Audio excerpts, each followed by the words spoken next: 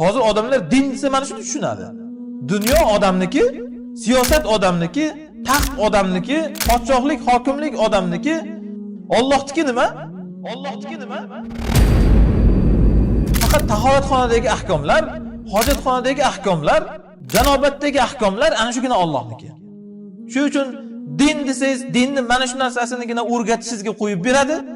Agar undan boshqaga qarab, dunyoga qarab kirisha boshlasangiz, masjidingda qil deydi. Haddingdan oshma, bor tahoratingni o'rgat, namozingni o'rgat deydi. Alloh tahoratxonalar Robbisimi?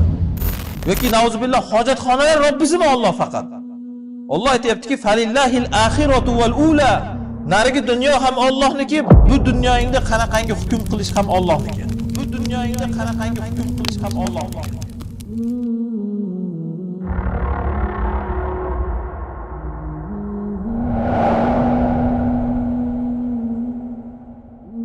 Keyingi oyatda Alloh taolo aytadiki, "Amlil insani ma tamanna." Yoki inson nimani orzu qilsa unga bo'laveradimi? Xom xayol bo'lsa, o'sha xom xayolga qarab hayot ketaveradimi? Falillahil axiratu val ula. Demas, inson xayol qilgan narsasi insonga bo'lavermaydi. Falillahil axiratu val ula. Oxirat ham, ula ham, dunyo ham Allohniki. Alloh boshqaradi dunyoni. Amlil inson deganda inson zoti umum. Mason bo'ladimi u inson? Yahud bo'ladimi u inson? Senmi, menmi, hammaga umumiy. Dunyo seni ishtahangga ko'ra ketmaydi. Ming reja qilsang ham. Amlil insani ma tamanna. Inson orzusiga bo'yicha ketsinmi dunyo? Yo'q. Falillah. Alloh uchun al-axiratu val ula. Oxirat ham, narigi dunyo ham. Al-ula, birinchi dunyo ham, mana bu ham Allohniki. Allohning rejasi bilan ketadi. Allohning tadbiri bilan yuradi dunyo. Inson orzu qilganiga qarab yurmaydi. Qancha rejalar, qancha orzular inson hayotda qilib qo'yaveradi, lekin inson rejasi bilan ketmaydi. Shuning uchun ham inson nimani reja qilayotganligiga qarash kerak. Ehtimol reja bilan gunohkor bo'lib qolasiz. Ehtimol orzu bilan gunohkor bo'lib qolasiz. Imom Ahmadda kelgan rivoyatda Rasululloh sollallohu alayhi vasallam aytganlar. Abu Hurayra radhiyallohu anhudan. Rasululloh sollallohu alayhi vasallam aytdilar: "Iza tamanna ahadukum falyanzur ma yatamanna, fa innahu la yadri ma yuktabu lahu fi umniyati aw min umniyati." Birlaring agar bir narsani orzu qilsa, qarasin nimani orzu qilyapti. Chunki birlaring bilmaydi orzusidan unga nimalar yozilishligini. Ya'ni masalan, katta bir ibodatlar qilishni orzu qilsangiz, yaxshi qiling. Shularni qila olmasangiz ham inshaalloh yoziladi, qildi degan. Agar katta bir haromxo'rliklarni, iflosliklarni, fahshlarni qilishni orzu qilib yurgan bo'lsangiz, nauzubillah yemagan somsangizga pul to'laysiz. Qila olmasangiz ham o'shalarni ertaga nomay amalingizda qildi degan yozuv turganini ko'rasiz. Chunki siz orzu qilib yashagansiz o'shani qilishlikni. Hamma narsani orzu qilavermaydi. Orzu hattoki shariat bilan qilinishi kerak. Alloh aytayapti mana, "Amlil insani ma tamanna." Inson nimani orzu qilsa haqqim bor deylaydimi? Bekorga aytibsan, "Falillahil axiratu val ula" deyapti. Oxirat ham, dunyo ham Allohniki.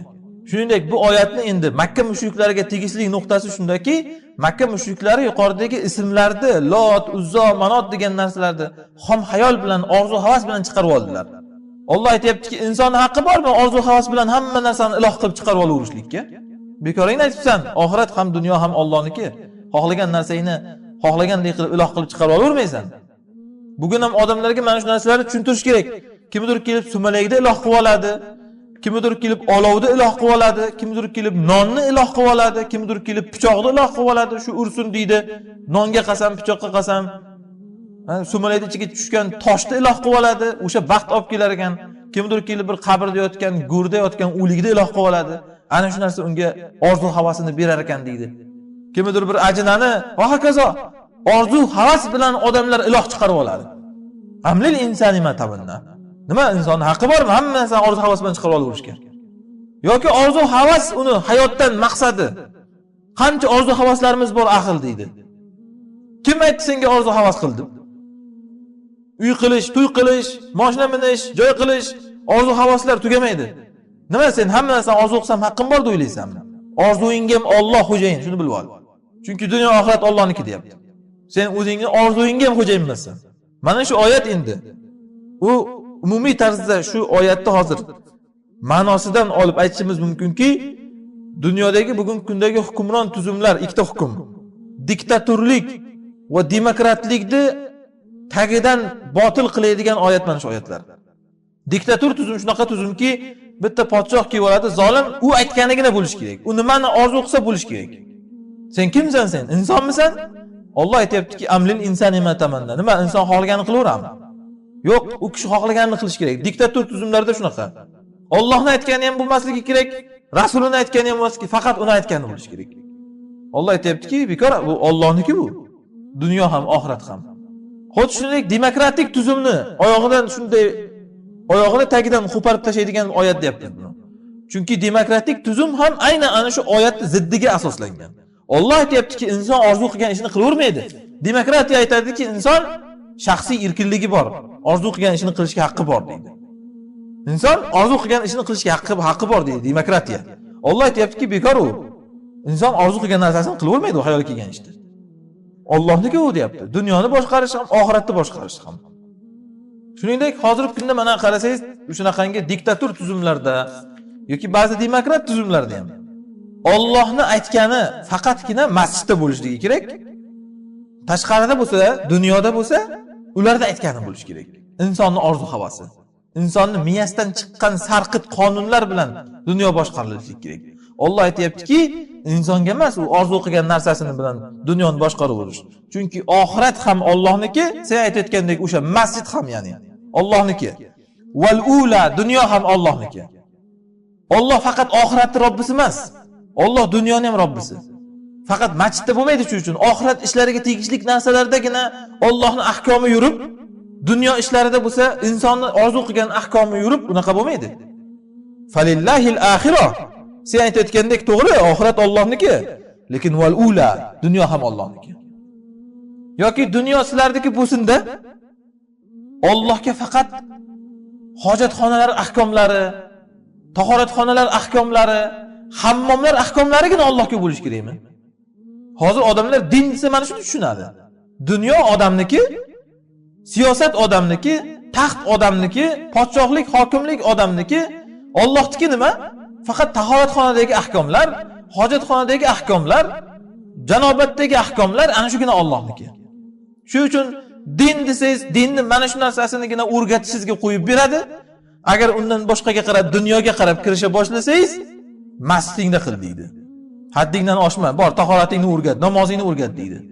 Alloh tahoratxonalar Robbisimi? Yoki nauzubillah hojatxonalar Robbisimi Alloh faqat? Alloh aytayaptiki, falillahil axiratu val ula. Narigi dunyo ham Allohniki, bu dunyoingda qanaqangi hukm qilish ham Allohniki. Seniki emas. Senga qolibdimi orzu qilish hamma narsani? Yoki faqatgina dunyo sizlardikida, taxtlar sizlardikida, tobutlar Allohnikimi? Hozir odamlar shunaqa, taxtlar odamlarniki ekan, taxtga aralashmaslik kerak, ya'ni siyosatga aralashmaslik kerak, dinni aralashtirmaslik kerak, lekin o'sha kishi o'lsa, uni tobutini keyin Allohning ahkomi bilan ko'tarish kerak, uni tobutini Allohning ahkomi bilan go'rga qo'yish kerak. Taxt seniki, tobut Allohnikimi? Ha? Taxt seniki, dunyo, tobut esa Allohgami? Allohga nima kerak tobuting o'lganidan keyin? Yo'q, faqat ana shu tobut ahkomlarigina Allohga kerak. Yoki taxt seniki, farjlar Allohnikimi nauzubillah? Faqat farjlarni halollashda, bitta erkak bilan bitta ayolni olib kelib nikoh qilishda, yoki bitta erkak bilan bitta ayol bir-birini taloq qilib qo'ysa, keyin ularni ajratishlikda Allohning hukmigina esiga keladi. Taxtda Allohning hukmi esiga kelmaydi. Farjlar Allohga, taxtlar sizlargami ya'ni? Tilka idan qismatun diza. Ko'ryapsizmi, qanaqangi ahmoqona taqsim bu, qanaqangi adolatsiz taqsim. Yo'q, sen orzu qilganingdek bo'lmaydi bu dunyo. Falillahil axiratu val ula. Oxirat ham Allohniki, val ula ham, dunyo ham qanaqa yashash, taxtdan tortib tobutgacha hammasi Allohniki. Nima qilib yashash kerak hammasini Alloh o'rgatadi. Bu insonga topshirilmagan bu ixtiyor. Oyatda bir narsaga e'tibor bering. Falillahil axiratu deganda birinchi oxiratni keltirdi. Nega? Chunki yuqorida aytganimizdek, odamlar oxirat Allohnikiligini biladi. Ha? Odamlar dunyo Allohnikiligini unutib qo'ygan. Shuning uchun ham odamlar iqror bo'lgan narsani birinchi keltiryapti-da. Ha, iqrormisan? Oxirat Allohnikiligiga? Ha, unda bilib qo'y. Birinchisi ham Allohniki deyapti. Keyin dunyoda Allohniki emas deb tortishuvchilar ko'p. Meniki deydiganlar. Ammo oxiratda hech kim unaqa qilib Alloh bilan talasha olmaydi. Limanil mulkul yawm deydi Alloh. Mana dunyoda talashardinglar men bilan mulk.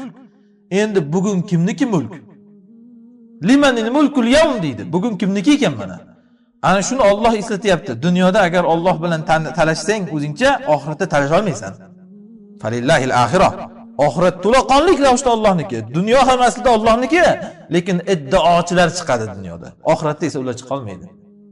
Keyin oxiratda birinchi keltirilganligining sababi Allohniki deb yuqorida aytganimizdek, butga sig'inardi odamlar, Lotga, Uzzoga, boshqaga, Manotga, hozirgi zamonda ham har xil qabrga, pirga sig'inadi, avliyoga, jinga. O'sha odamlar shular ularga narigi dunyoda foyda beradi deb o'ylaydi, to'g'rimi? Narigi dunyoda foyda beradi deb o'ylaydi. Alloh aytayaptiki, endi dunyoyingda o'zing bilganingcha ish qilganingdek, bu yetmaganidek, endi oxiratda ham sen burun suqyapsanmi oxiratga? Oxiratda ham seni ishtahang bilan bo'ladi deb o'ylayapsanmi? Yo'q.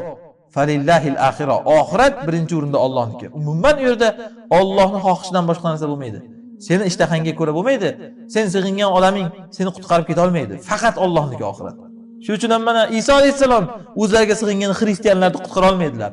Maryam o'zlariga sig'ingan xristianlarni qutqara olmaydilar. Musa alayhisalom mushrik bo'lgan Bani Isroilni qutqara olmaydilar. Kofir bo'lgan yahudiylarni qutqara olmaydilar. Boshqa payg'ambarlar ham xuddi shunday. Falillahil axira. Oxirat faqat Allohniki. Va o'z navbatida val ula ham deb mana dunyo ham.